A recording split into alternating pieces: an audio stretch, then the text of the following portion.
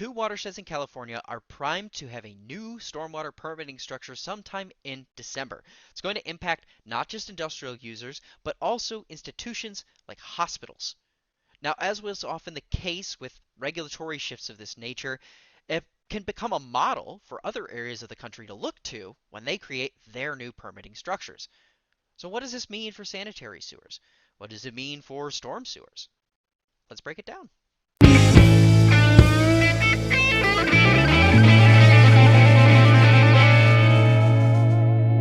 I'm Bob Crossan, Senior Managing Editor for Water and Waste Digest. I am here today with David Renfrew. He is the Vice President of Water Resources for NV5 in San Diego, California. David, thank you so much for being here with me today.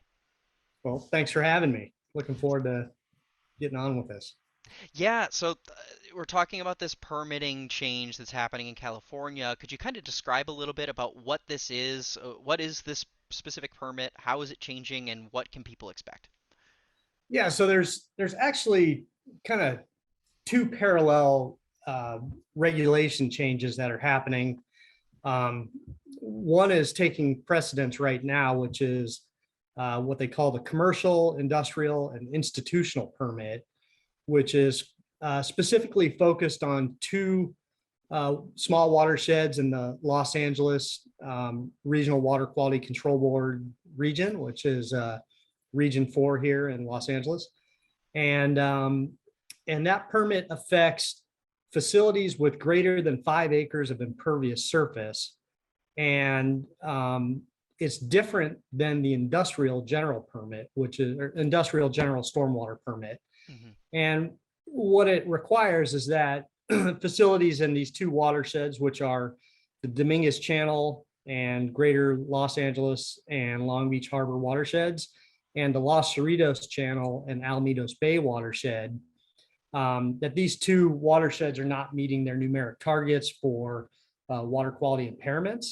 So due to a legal action, EPA used its residual designation authority to require the state of California to implement additional permit requirements so that impervious surfaces that are contributing to specifically zinc and copper and a few other pollutants, that these facilities that have greater than 5 acres of impervious area implement actions above and beyond what is currently required in the phase 1 municipal permits or the industrial general permits. Mm-hmm. But I feel like there's a lot of smaller entities that may not be aware of this. You can think of a large strip mall that's, got a Home Depot on it and all the other ancillary facilities. That area is, whoever the owner of that property is going to have to implement this permit. And currently, a lot of these people aren't even aware of what those requirements are. So if you're a large industrial facility that has this permit, you're familiar with it, you're just realizing that it's going to be more than what you're currently dealing with. But for a lot of these other entities that have never had to deal with stormwater, it's really going to be an impact to them. Okay. Once this gets passed or adopted, people will have approximately 1 year to file their permit registration documents, and then another year to comply with whatever option they select. So now I'll get into the three options if you want me to keep going. Yeah. Well, I wanted to pause right quick. That's a quick turnaround. We're talking about only a 2-year turnaround to comply. It's pretty quick for all things considered for most regulatory things that I've seen in the water industry. So yeah. And this is something that's been in the works for quite some time. And just how we got to this process was originally, there's the phase 1 municipal permit that requires city and county agencies, that have greater than 100,000 population to implement controls to monitor, manage runoff and water quality pollutants that come off of their facilities. And then there's always commercial, residential, industrial inspection requirements and programs for those jurisdictions to implement. But what happens in these particular watersheds is they had 303D listed impairments, water quality impairments for, heavy metals and some other pollutants. And then in 2013, around that time frame, LA Waterkeeper, American Rivers, a couple other entities filed a lawsuit against EPA saying that you're not doing enough to enforce these regulations.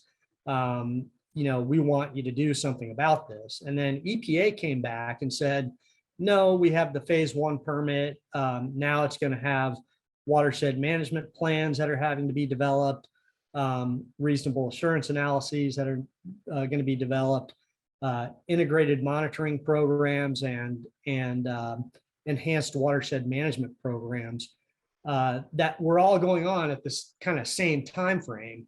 And then so EPA declined moving forward with a CII permit. And then the courts came back and said, yes, EPA, you need to do something about it. You need to either make a permit for people to comply with, or you need to prohibit any discharges from going into these water bodies. So EPA then caved and basically said, okay, I guess we need to make people do a permit. So how has the industry responded to this stuff? How are they like? Obviously, there's all of this stuff, this lead up and the build up over time, but how has the industry kind of responded to what they're seeing currently that's written out?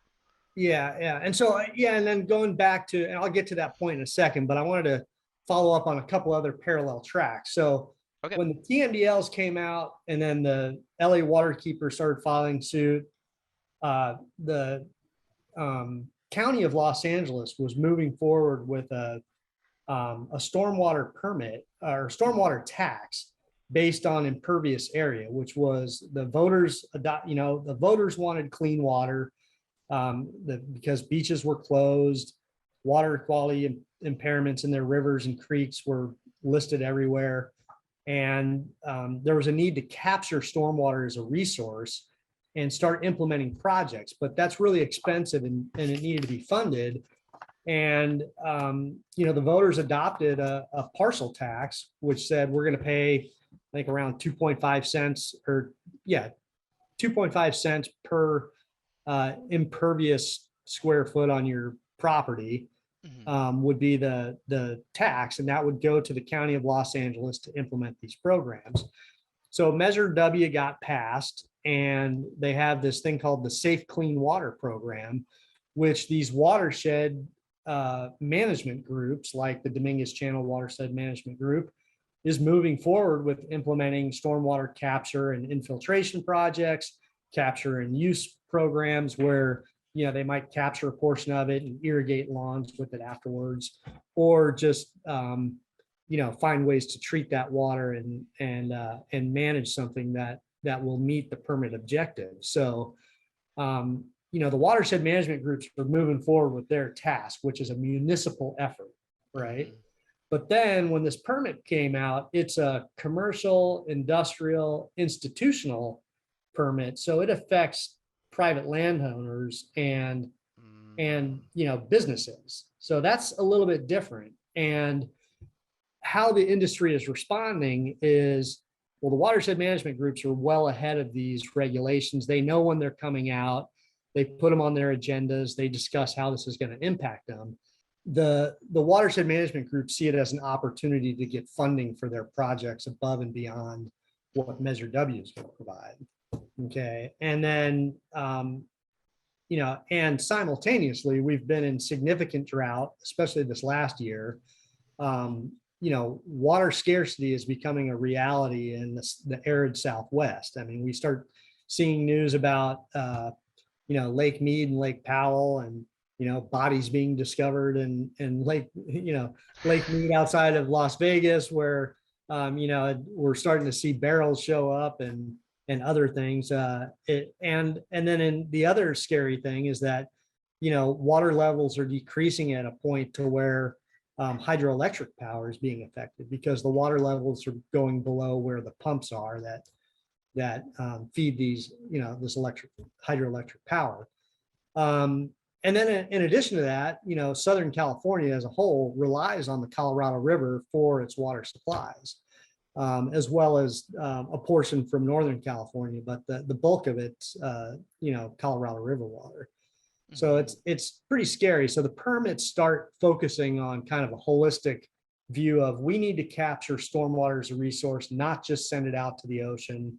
And mainly because, over the last 100 years, flood control projects have been, we want to prevent flooding in Los Angeles. It's got one of the most advanced flood control systems in the world. And but that water is all designed to like run off into a uh, you know concrete trapezoidal channel and get it out to the ocean as fast as possible, so we don't flood all of Los Angeles. But now we have impaired waters, and that's where these permits start getting ratcheted up, and now we need to kind of disconnect some of that water from running off downstream, capture and retain it or hold it back for a period of time before it gets discharged, and then potentially use it as a resource, so as opposed to wasting it. And that's what the regional water quality control boards really see this as, take this as an opportunity to implement projects to find more water resources and diversify your supplies from a sustainability standpoint. Yeah, speaking of that impact, like how are you anticipating this impacting things moving forward? It sounds so complex and there's so many layers to it, and the decision points are it requires so much research, it seems like, as well. Yeah. Um, what type of impact are you expecting to see from that? What are some, like you've mentioned some of the challenges? Are there also opportunities that exist here? Yeah, I think there are opportunities. Number one, again, the big focus in Southern California and the arid Southwest is capturing and using stormwater as a resource. That's one of them. Hmm. We need to continue to educate the sanitary sewer agencies to find a mechanism for facilities to deal with their runoff so that they could discharge to the sanitary sewer. With drought, one of the other issues is that sanitary sewer agencies have been dealing with is lower than normal flows. So you need to get those solids moving through the pipes. And with the drought and the emphasis on water reduction reuse, people are stopping and flushing their toilets. They're taking shorter showers. They're not sending as much downstream that used to carry all those solids. So the wastewater agencies do want the water. They just don't want it all at once during a storm event. Hmm. So there is the concept, right? There's the construct of getting this water to the sanitary sewer agencies where they're already implementing kind of and I should say, there's direct and indirect potable reuse, which is where they treat the water to a certain level and either clean it up via reverse osmosis or other treatment techniques. There's the San Diego Pure Water Facility as an example. Hmm. Orange County Sanitation District, they've been implementing that program where it filters through the Santa Ana's or the Orange County aquifers where they're able to get some treatment upstream from that. And then they pump it back upstream and reuse it to replenish the aquifer. Option one, I will say that industry is going to need to pay attention to this because there's going to be people that want to get to the table first and may have deep pockets and are able to get in the queue, so to say, of those municipal projects, because there's limited space on where you can put these large stormwater basins or in underground infiltration basins or even cisterns, large cistern systems that are being put under large parking lots. So the funding mechanism will also be a challenge because, how long do you have to fund it? Who's responsible for it?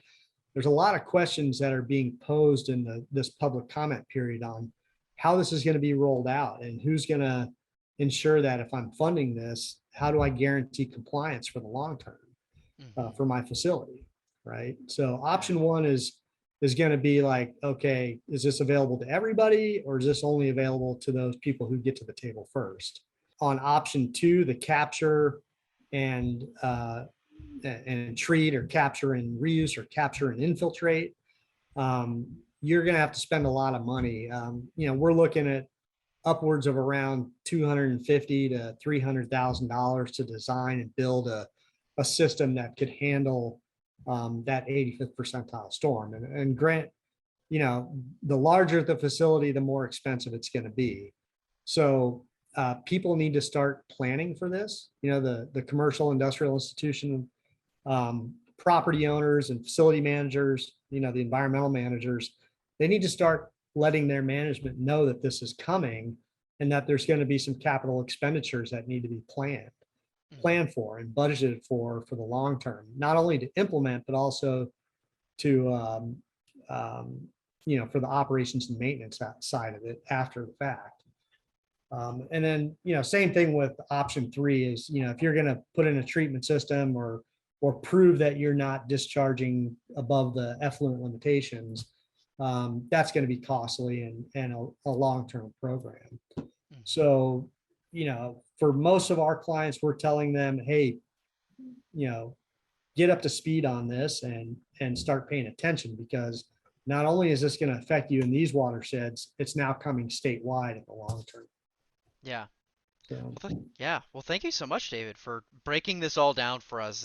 Like I said, it's a very complex issue, and there's all these different layers that you have to kind of peel back to discover and understand for your clients, especially. So yeah, thank you so much for taking the time with us and sharing this information with everyone. And for everyone who is watching, check out our video description below. We got some links to some resources on our website, as well as some resources from David and NV5. So once more to you, David. Thank you so much for being here. yeah, well, Bob, thanks for the time. I appreciate it.